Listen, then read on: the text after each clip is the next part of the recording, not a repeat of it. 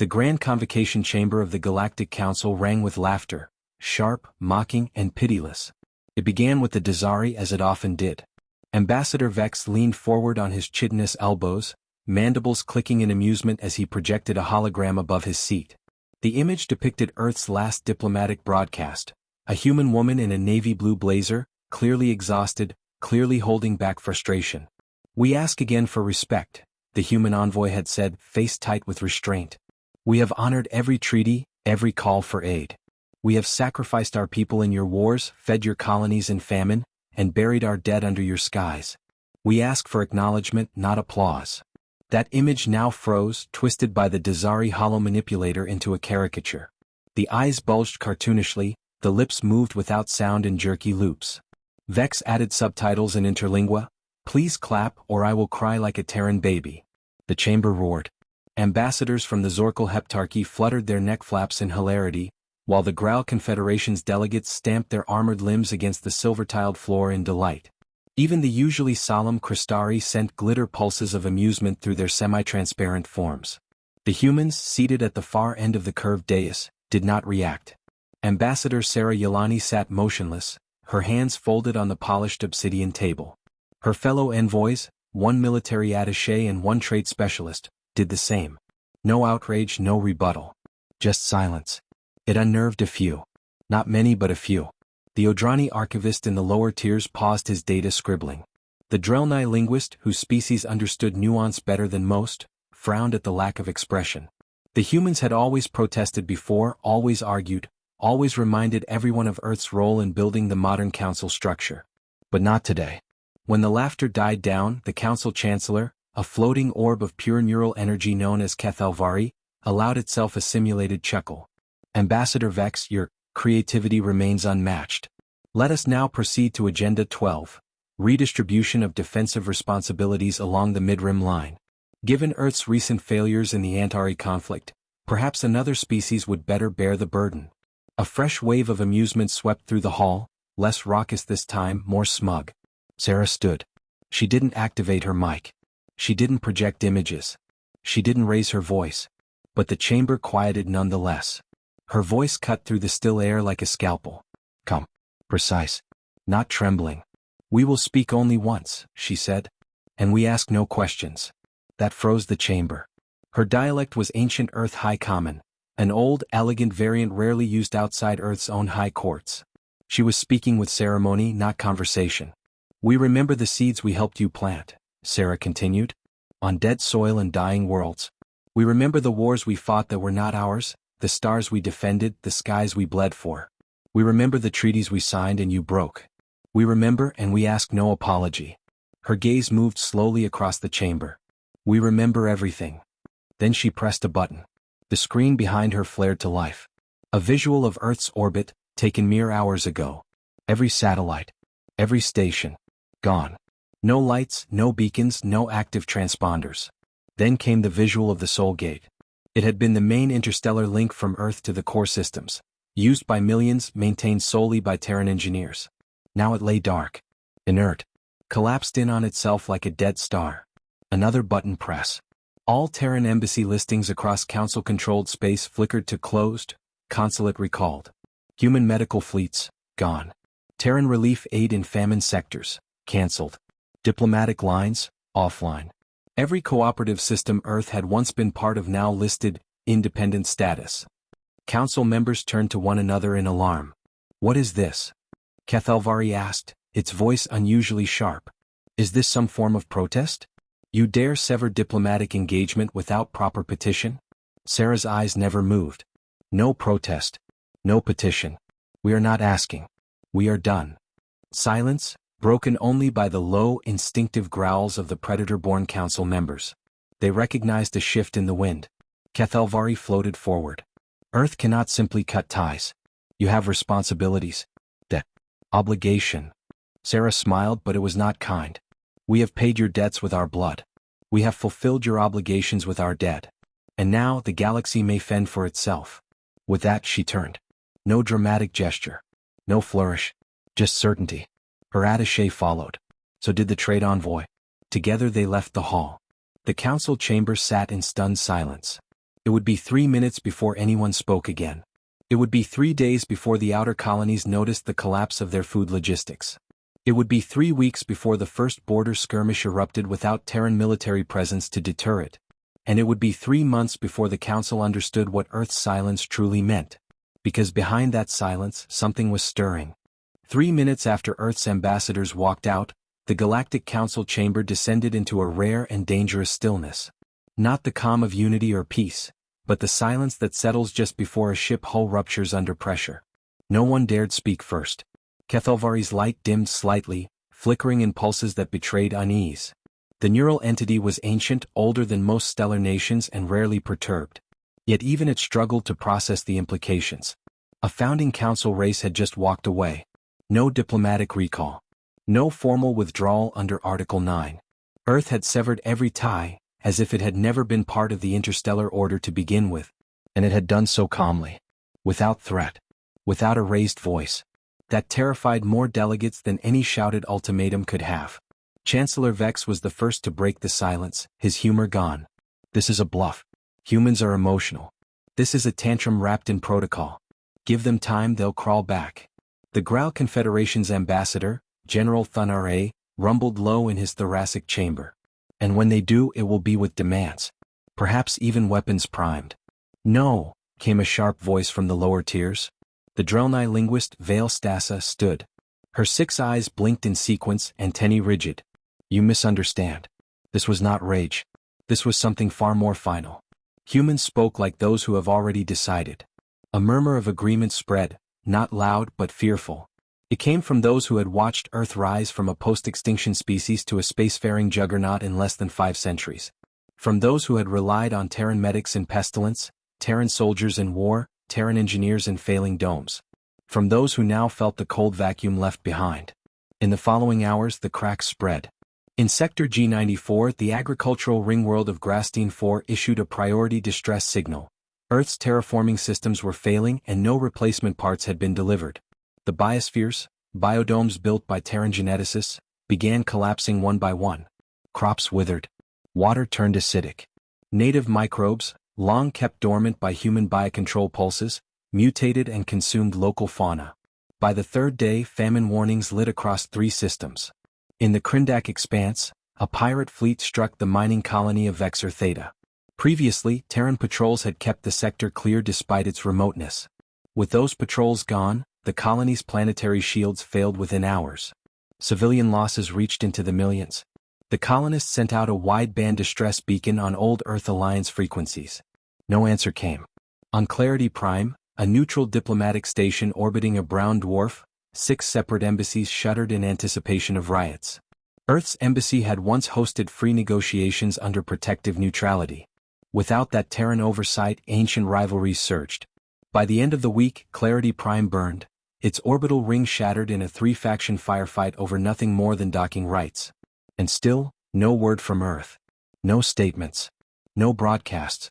Only silence. Back on Earth, beneath the iron skies of New Santiago, one of Earth's subterranean capital centers, a figure walked the length of a darkened command room, her boots tapping softly against steel plates.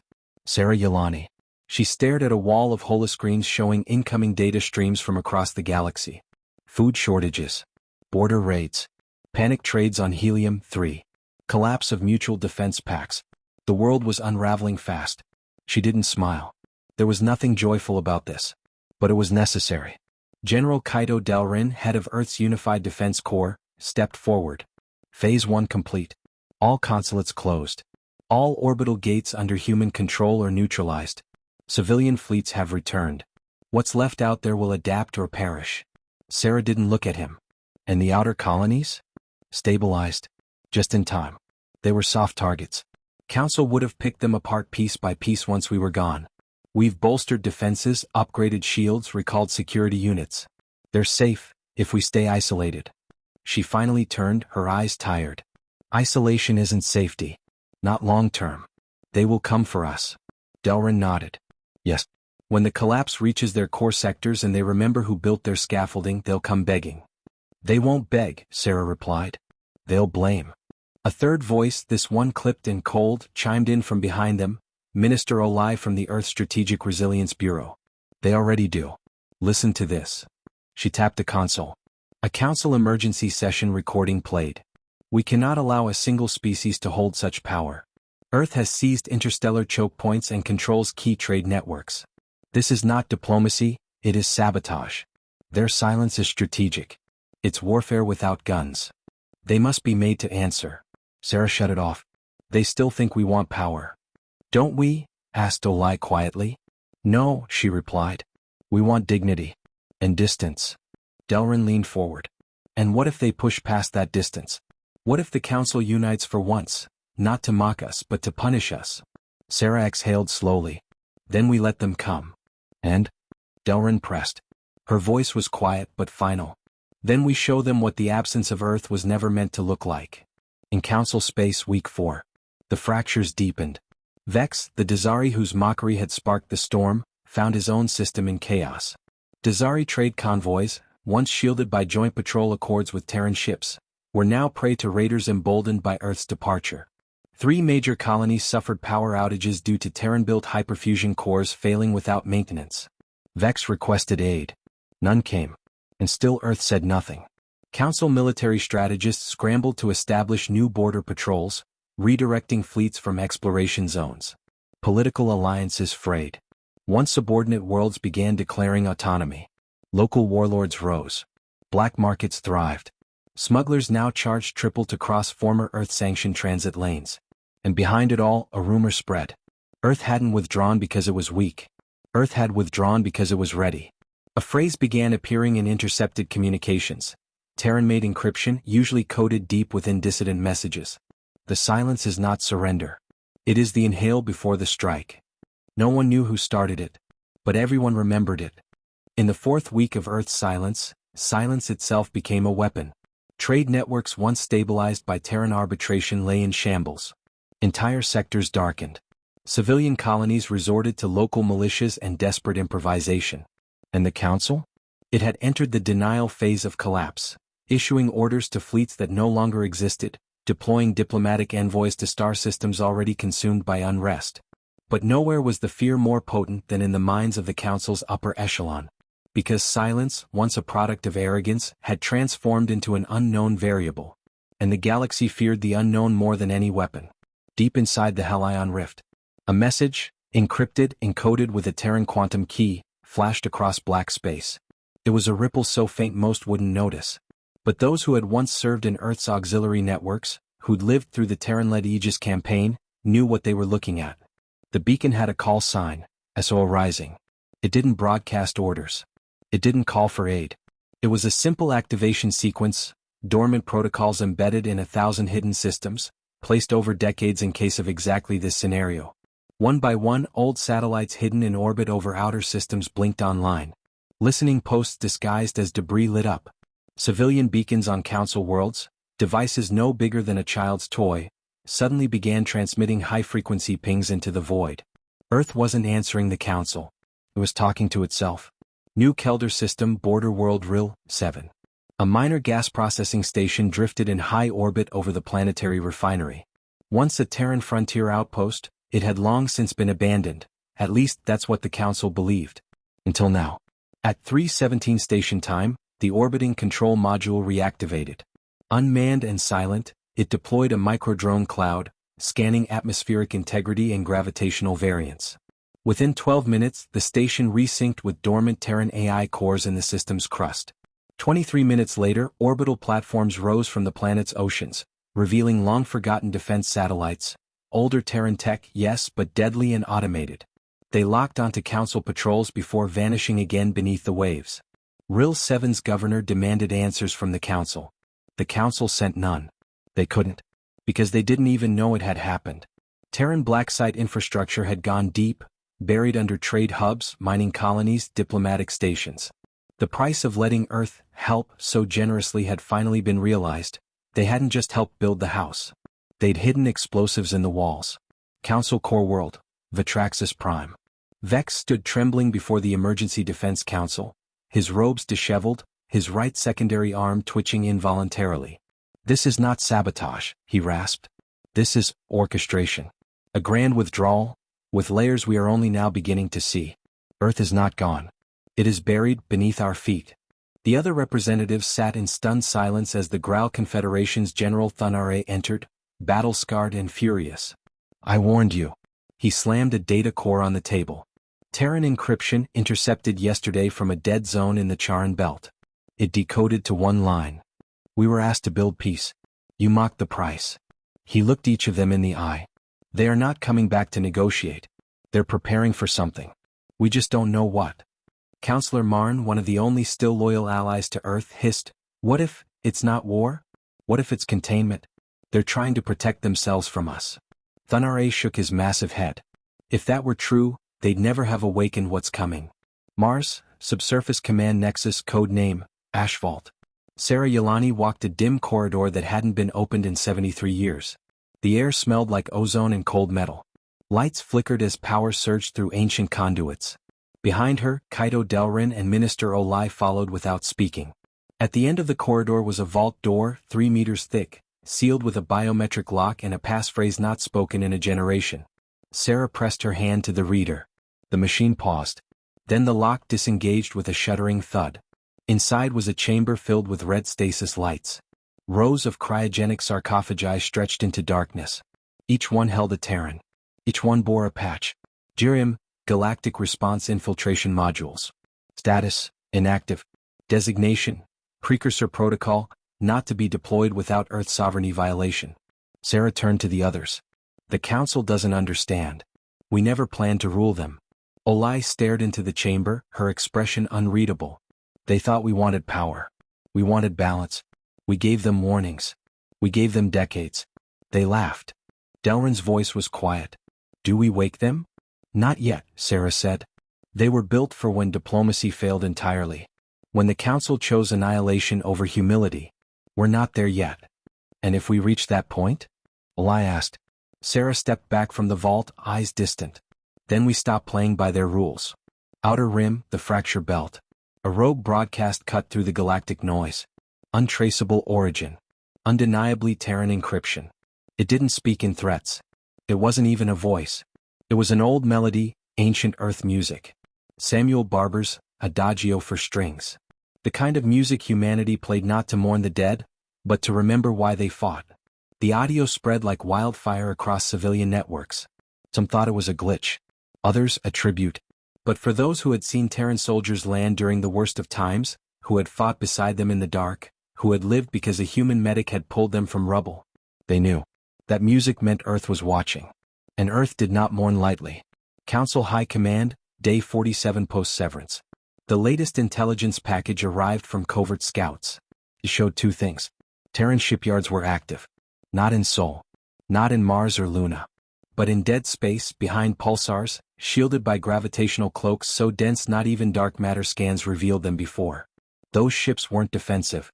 They were exploratory dreadnoughts, engines capable of bending subspace. They weren't preparing for Council attack. They were preparing to leave the known galaxy. One word appeared again and again in intercepted fragments. Exodus. The Council had mocked Earth. Then lost Earth. Now they were watching Earth walk away from the entire galactic plane. And no one could follow. Day 63 post-severance. Council Prime Assembly Hall. The emergency conclave was chaos barely stitched into ceremony. Delegates from 100 systems gathered beneath the Grand Dome, though many seats remained conspicuously empty. Empty, because their holders no longer responded. Empty, because some systems had already fallen to civil war, piracy, or simply gone dark. High Speaker Juranos of the Keth Dominion slammed his gavel twice, demanding silence that would not come. Order, he boomed, voice echoing through vocal amplifiers. We stand on the precipice of dissolution. His voice cracked. And the humans are leaving us behind. The room quieted, not from respect but from the grim finality of those words. Counselor Thalnir of the Vorn Collective rose slowly, tentacles trembling. They are not fleeing Juranos. They are shedding us, as one might a rotting husk. The words sent a chill through the chamber. Enough poetry, snapped General Thunare, entering in full armor. He strode to the center dais and activated a hollow array. We intercepted this 3 hours ago. It's a video feed. Uncoded. Meant for us. He hit play. The transmission. A Terran stood alone before a cold backdrop of stars, armor polished but unadorned, no flag on their shoulder. I am Commander Adrian Locke, representative of the Terran sovereignty. This is not a declaration of war. It is not a warning. It is clarity. He looked into the camera, eyes unreadable. You mocked our ideals, laughed at our empathy, dismissed our diplomacy as weakness. Pause. You didn't break us. You showed us the truth. That peace isn't forged in halls, it's upheld in action. And in action. The video cut to images, planets once uplifted by Terran aid, now burning, refugees displaced by Council proxy wars, votes ignored, voices silenced. We built your roads, your economies, your defense fleets. In every corner of this galaxy, Earth gave. Locke's voice went cold.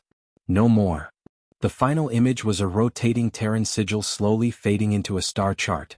The edges of the known galaxy were marked with blinking Terran signals, far beyond the Council's reach. The screen went dark. Council assembly after the broadcast. No one spoke. Not until the old Tavari historian, Councillor Menros, leaned forward. They're not abandoning the galaxy, he said, voice dry as old parchment. They're taking civilization with them. Outer space, Terran Exodus ship, Myriad Sky. Kaito Delrin walked the main observation deck. Dozens of Generation-class vessels followed in loose formation. Ark ships, databanks, cultural vessels, explorer dreadnoughts. They weren't retreating. They were relocating the species. From behind, Minister Olai joined him. 13 billion souls, she whispered. And every one of them scanned, counted, secured. Even the whales. Even the bees. Delrin gave a soft smile. Of course. Earth leaves no one behind. Even after what they did? They didn't understand what they had. And they don't know what they've lost. Olai leaned on the railing. And if they come after us? He turned to her. They won't. Not because they fear war, but because they know they'd lose more than a battle. They'd lose the last species that ever believed in them. Council War Room 4 days later. A desperate plan was drawn. One last attempt. They would send a fleet, unarmed, flagships only, into Terran exile space. Not to stop them. Not to threaten. To beg. Not for forgiveness. For inclusion. Deep Space Rendezvous Zone, Terran Exile Perimeter. The fleet arrived. 11 pristine diplomatic vessels hovered near the gravitational edge of a red giant. They broadcast an open channel. They waited. No reply. Not for hours. Not until a single Terran corvette exited a folded subspace corridor. It didn't bear weapons. It bore a single pilot. Sarah Yelani. She spoke without pleasantries. State your purpose. Councillor Marn, visibly aged and exhausted, stepped forward on the transmission. We see now what we never did. That our power came from your presence, not our votes. And your silence has been more honest than any promise we ever made. He bowed his head. We ask not for restoration. Only observation. Let us see what you build. So that one day perhaps we might be worthy to try again. Sarah was quiet for a long time. Then, there is no seat at our table. But you may build your own. Learn again what it means to listen. The channel closed. 1 year later. Earth was no longer listed in galactic charts. The Terran exodus was complete. Sol had been re-encoded in NAV databases to trigger reroutes. Any attempt to reach it was met with silence. But whispers spread. Of planets healed by Terran medtech. Of stations saved by unknown benefactors who left behind blueprints and vanished. Of children born in remote colonies, bearing names only Terrans ever used. They weren't just gone. They were watching. And the galaxy, once filled with mockery and pride, now remembered silence not as a weakness, but as a storm waiting behind the stars. End of section 4. Subscribe to the Void Narratives for more stories where humanity rises, retreats, or rewrites the universe. Because sometimes the scariest thing is when Earth stops talking.